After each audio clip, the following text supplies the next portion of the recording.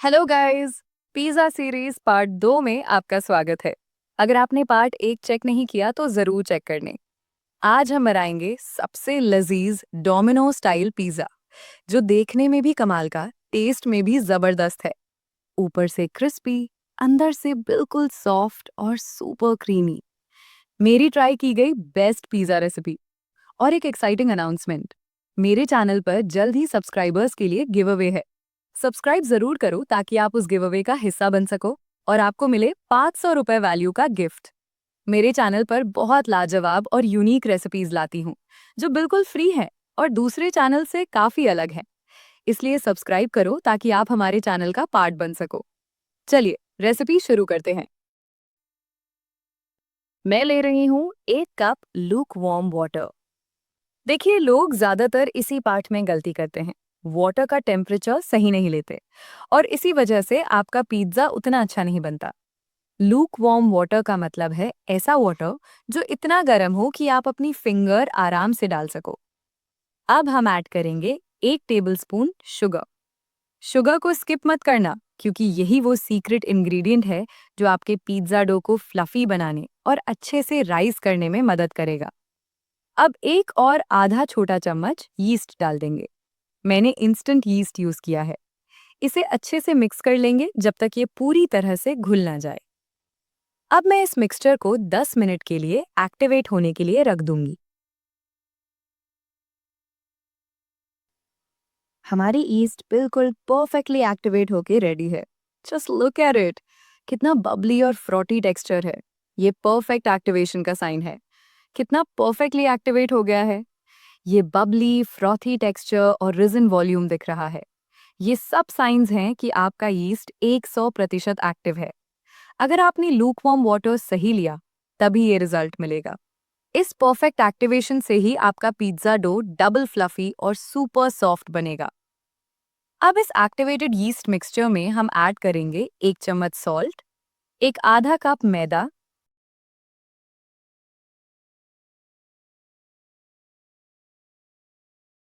चौथाई कप दूध पाउडर और 3 से 4 चम्मच तेल।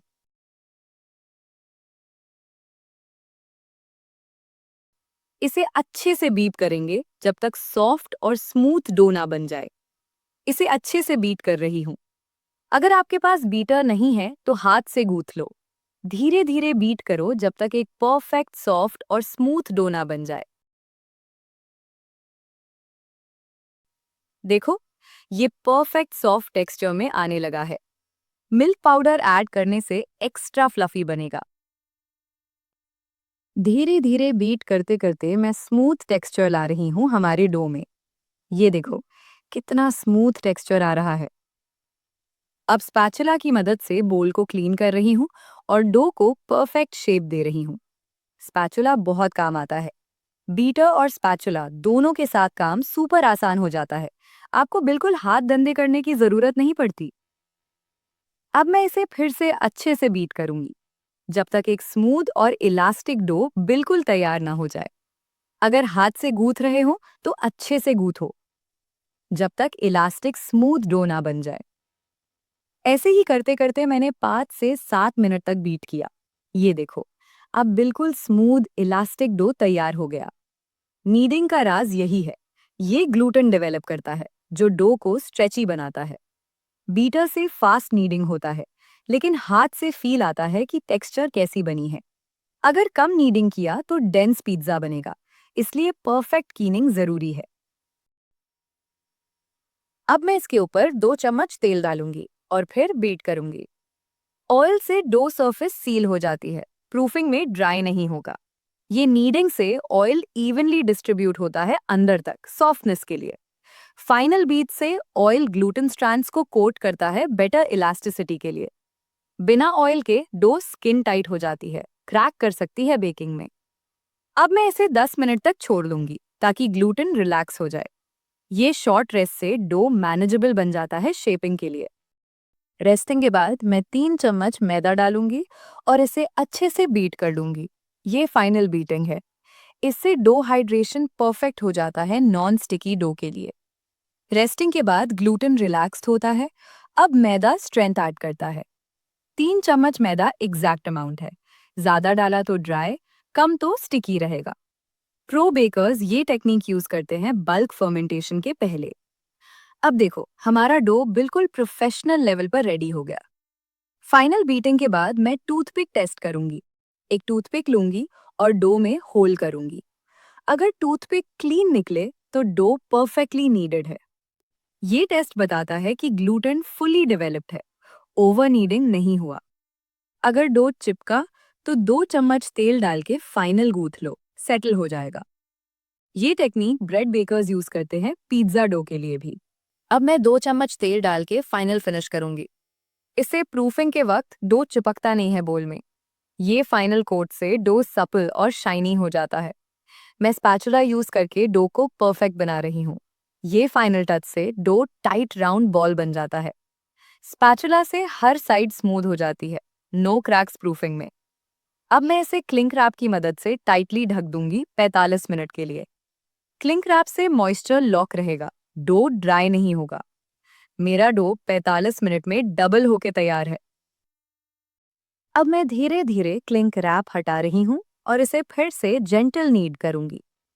ये स्टेप से एक्सेस एयर पैकेट निकल जाते हैं, दौद इवन स्ट्रक्चर पाता है। जेंटल पंच डाउन करो ताकि गैस रिलीज हो, लेकिन स्ट्रक्चर ना टूटे। इससे पिज्जा बेस इवनली बेक होगा, नो बिग बबल्स।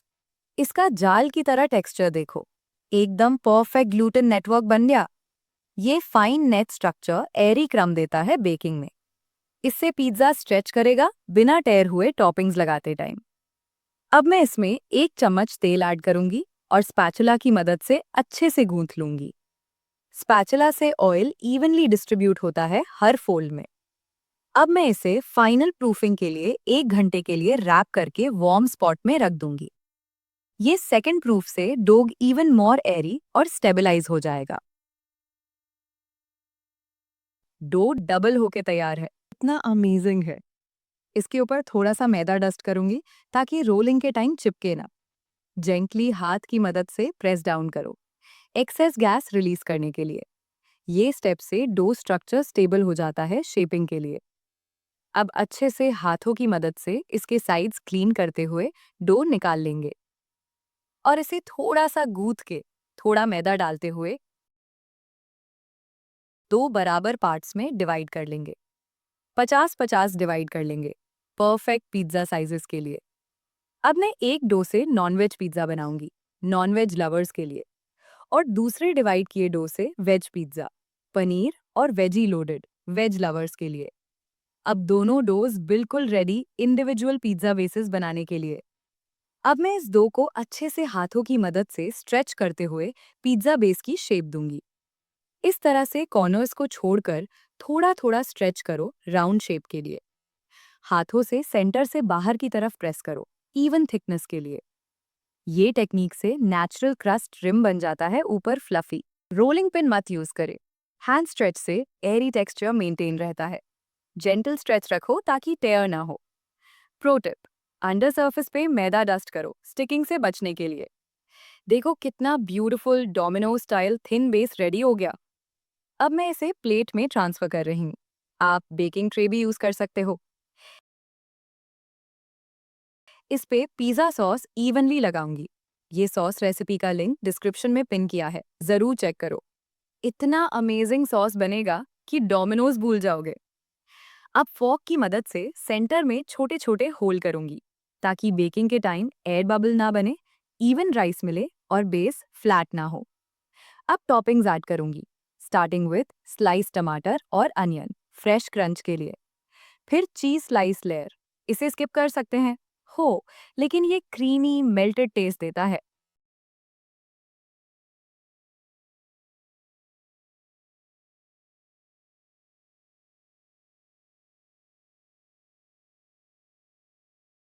अब स्पेशल चिकन पीसेस ऐड करूंगी।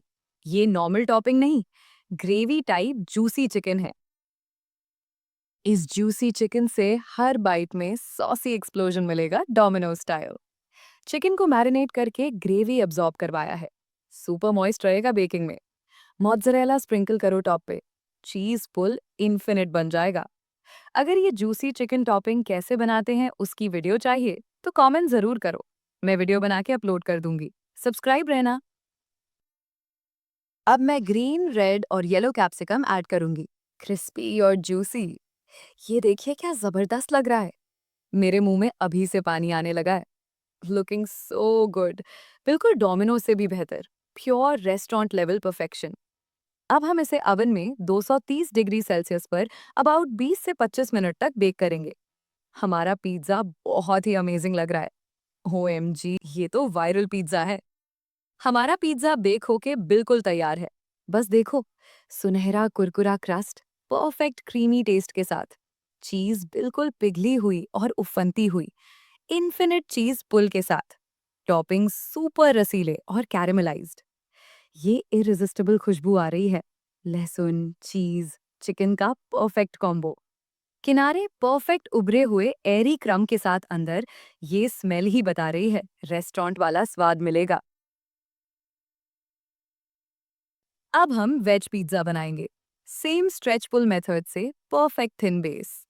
हाथों से सेंटर प्रेस करो, एजेस लिफ्ट करो क्रस्ट के लिए, डोमिनो स्टाइल।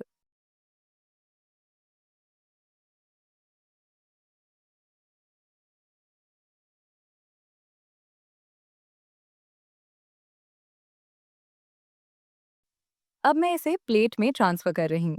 आप बेकिंग ट्रे भी यूज कर सकते हो। अब फोक की मदद से होल्स पोक करो एयर बबल से बचने के लिए। पिज्जा सॉस इवनली स्प्रेड करो। डिस्क्रिप्शन में रेसिपी लिंक चेक करो। टॉपिंग्स ऐड करूंगी। स्लाइस टमाटोज, अनियंस, ढेर सारा मोज़रेला चीज बेस लेयर, क्रीमी मेल्ट के लिए, sweet corn, juicy marinated paneer, green, yellow, red capsicum. अगर रेड येलो कैप्सिकम नहीं है तो ग्रीन ही डालो, फ्लेवर सेम रहेगा। फाइनल चीज स्प्रिंकल टॉप पे। हमारा colourful veg pizza pre bake के लिए रेडी है। इसे ओवन में बेक करो 240 डिग्री सेल्सियस में फॉर 20 से 25 मिनट। हमारा वेज जूसी पनीर पिज्जा तैयार हो गया। एकदम हटके स्वाद। देखो ये जादू। सुनहरा क्रस्ट पर चीज का ज्वालामुखी फूट रहा है। पनीर के टुकड़े ग्रेवी सोख कर पिघल रहे हैं। शिमला मिर्च इंद्रधनुषी रंगों में चमक रही है। कॉर्न के दाने फूटने को तैयार। चीज की चादर परफेक्ट स्ट्रेची लेयर बना रही है। ये पिज्जा नहीं, वेज लवर्स का सपना है।